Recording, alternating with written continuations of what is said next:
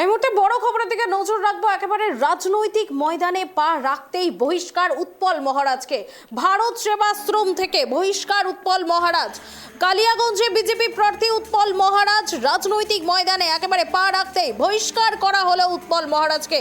রাজনৈতিক ফাঁদে পা দিয়ে আশ্রম পরিত্যাগ উৎপল মহারাজের।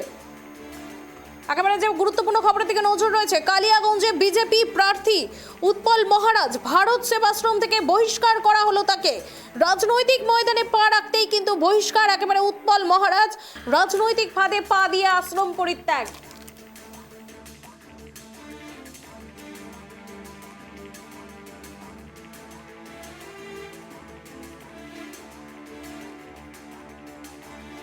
ভারত সেবাশ্রম থেকে বহিষ্কার উৎপল মহারাজকে।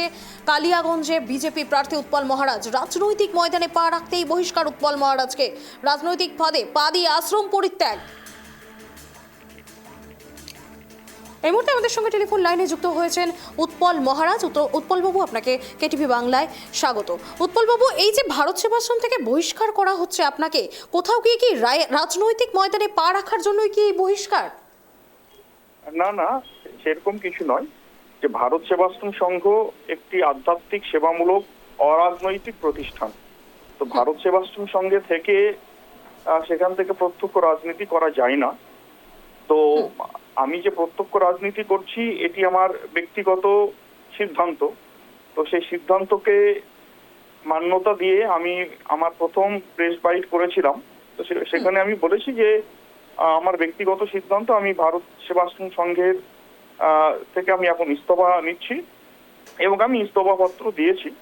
সেই অনুসারে স্বামীজিরা গভর্নিং বডিতে আলোচনা করে সিদ্ধান্ত নিয়েছে। তো সেটা সংঘের গাইডলাইন অনুসারে সঠিক আছে।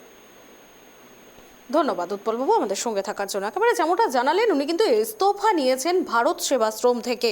ভারত সেবাশ্রম থেকে কিন্তু ইস্তফা নিয়েছেন প্রত্যক্ষভাবে। কিন্তু রাজনীতিতে থাকাকালীন কিন্তু সেবাশ্রমে যেহেতু থাকা যায় না, সেই কারণেই কিন্তু ভারত সেবাশ্রম থেকে তিনি ইস্তফা নিয়েছেন, এমনটাই কিন্তু জানালেন তিনি নিজে।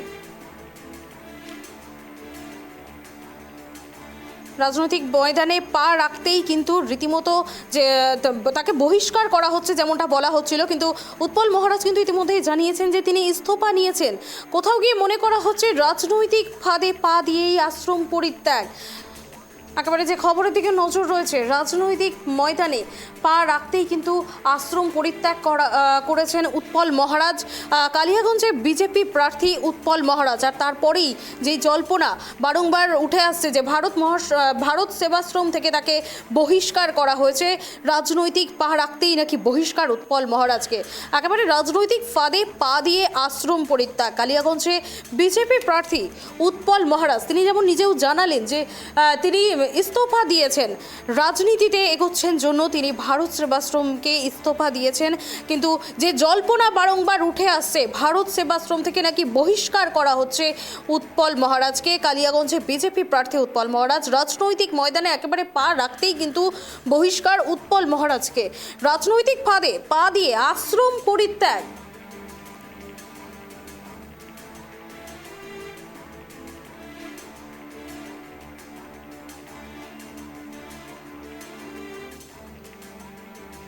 একেবারে যে খবরের দিকে নজর রয়েছে, কালিয়াগঞ্জে বিজেপি প্রার্থী উৎপল মহারাজ এবং যে জল্পনা এই মুহূর্তে তুঙ্গে, ভারত সেবাশ্রম থেকে বহিষ্কার উৎপল মহারাজকে।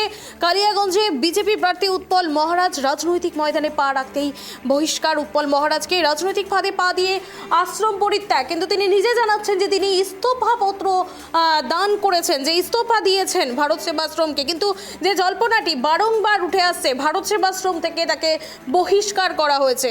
কালিয়াগঞ্জে বিজেপি প্রার্থী উৎপল মহারাজ রাজনৈতিক ফাঁদে পা দিয়েই কিন্তু আশ্রম পরিত্যাগ।